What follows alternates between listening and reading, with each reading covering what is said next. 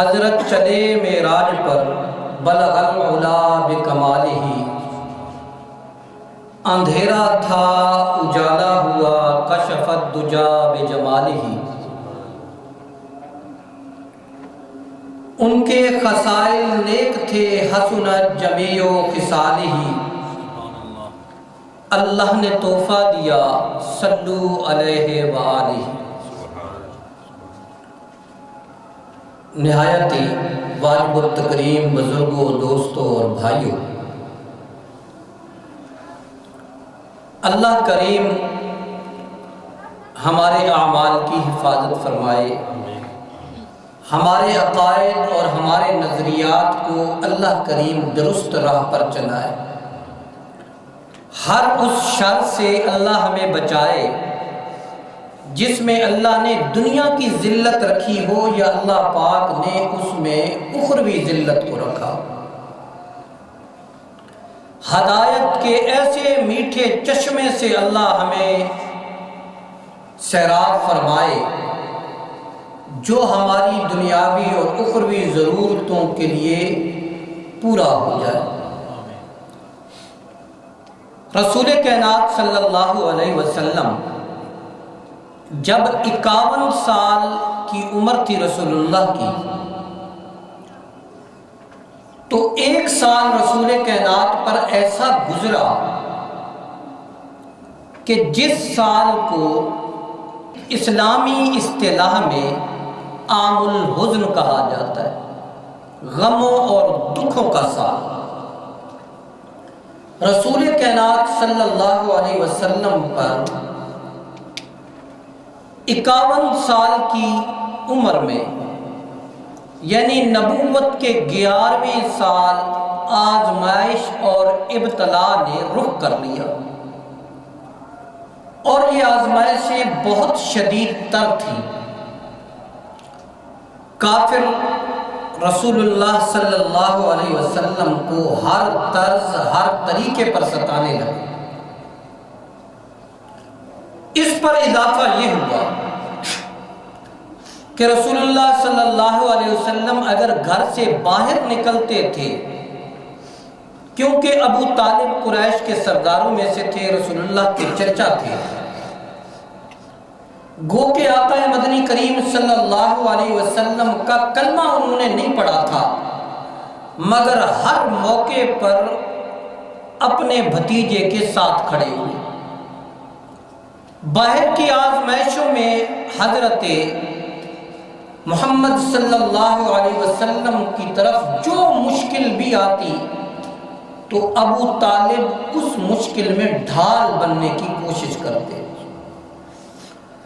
باہر سے ستائے گھر میں تشریف لاتے تو گھر میں سکون اور اطمینان کی باتیں کرنے کے لیے حضرت خدیجۃ الکبریٰ آقا مدنی کریم کا حوصلہ بڑھاتے۔ گھر کا سکون حضرت خدیجۃ الکبریٰ کے ساتھ تھا، باہر کی حفاظت ابو طالب کے ساتھ تھی۔ عین اسی سال ابو طالب بھی رخصت ہو گئے اور حضرت خدیجۃ الکبریٰ بھی رخصت ہو گئے، تو رسول اللہ کا غم، آقا مدنی کریم کے دکھ میں اضافہ ہوا اور کفار کا راستہ صاف ہو گیا۔ کافر مزید رسول اللہ کو ستانے لگے، دکھ، آنسو، تھکاوٹ، پریشانی ہر طرف رسول کائنات کو گھیرے ہوئے تھے۔ یہ بڑا ہی دکھوں کا سال تھا نبی کریم صلی اللہ علیہ وسلم کی ذات بابرکات پر۔ رسول کائنات فرماتے ہیں کہ انبیاء کی تکلیف اور دکھ عام لوگوں کی بنسبت زیادہ ہوتا ہے۔ صحابہ نے پوچھا یا رسول اللہ اس کے بعد دکھ کس طرف آتا ہے؟ فرمایا کہ علماء کرام پر، اور اس کے بعد کہا کہ اولیاء کرام پر۔ تو اللہ کے نبی کی طرف آزمائش اور دکھ بہت زیادہ تھے، حتیٰ کہ مکہ کے لوگوں سے رسول کائنات مایوس ہوئے کہ یہ میری بات نہیں سن رہے، تو سوچا کہ شاید ایک سفر میں اور کر لوں اور اس سفر میں کوئی میرا ساتھ دے دے۔ تو رسول کائنات صلی اللہ علیہ وسلم نے طائف کا رخ فرمایا۔ یہ بھی عام الحزن کی دکھوں والے سال کا وقت تھا۔ رسول کائنات طائف کی طرف رخ فرماتے، پیدل سفر کرتے کرتے طائف کی وادی میں جا پہنچے۔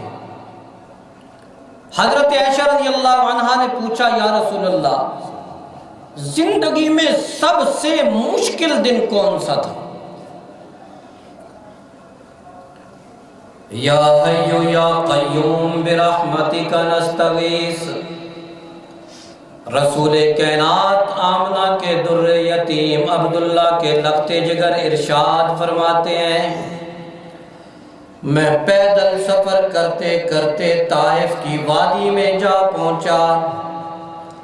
طائف کے لوگوں کو دین کا پیغام پہنچانے کے لیے اندھیروں سے نکال کر روشنی کی طرف لے کے آنے کے لیے،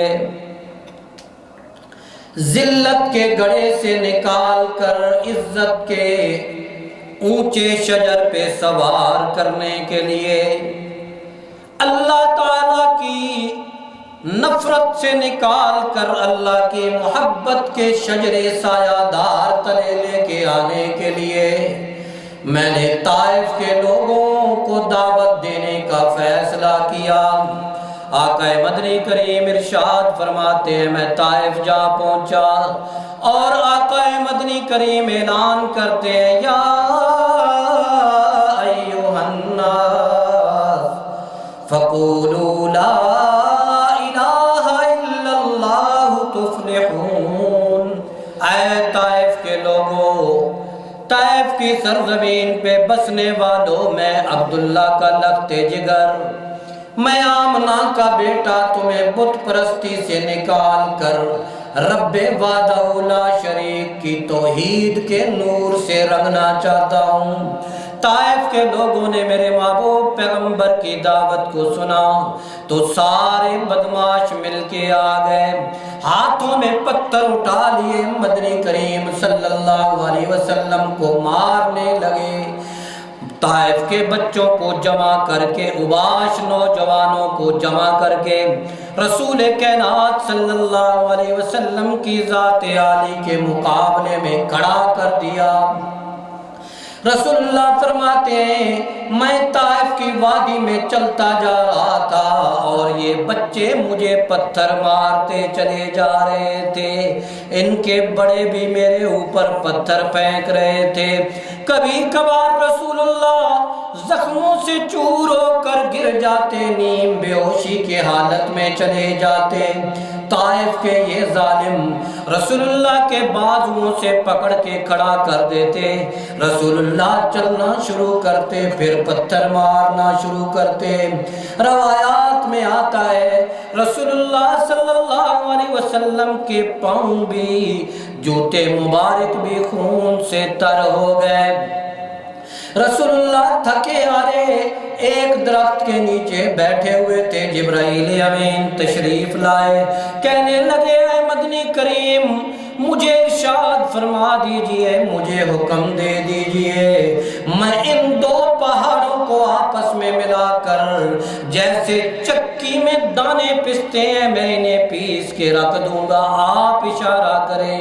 رسول کائنات صلی اللہ علیہ وسلم فرمانے لگے، وہ پیغمبر ارشاد فرمانے لگے جن کے بارے میں قرآن نے ارشاد فرمایا تھا، اللہ تبارک و تعالیٰ نے اعلان فرمایا تھا، وَمَا أَرْسَلْنَاكَ إِلَّا رَحْمَةً لِّلْعَالَمِينَ۔ میں نے اپنے پیغمبر کو رحمت کا سراپا بنا کر اس زمین پہ بھیجا ہے۔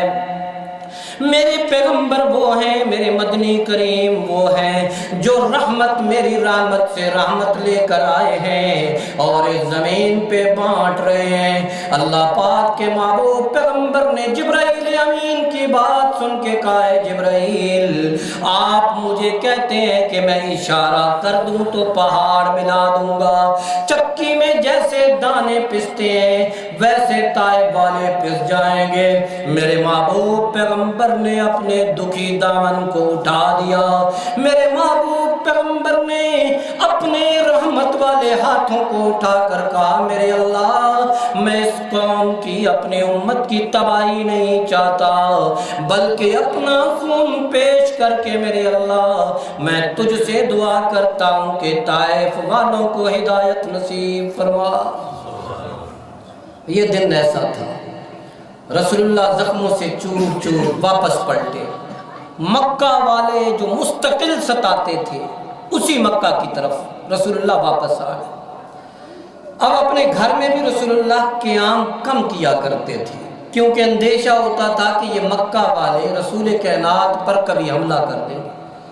غموں کا سال، لیکن اس سال جہاں یہ ہوا کہ ابو طالب چلے گئے، اس سال جہاں یہ ہوا کہ خدیجۃ الکبریٰ چلی گئی، وہاں اللہ نے 2 لیے اور 2 دیے، 2 لے کر 2 دے دیے۔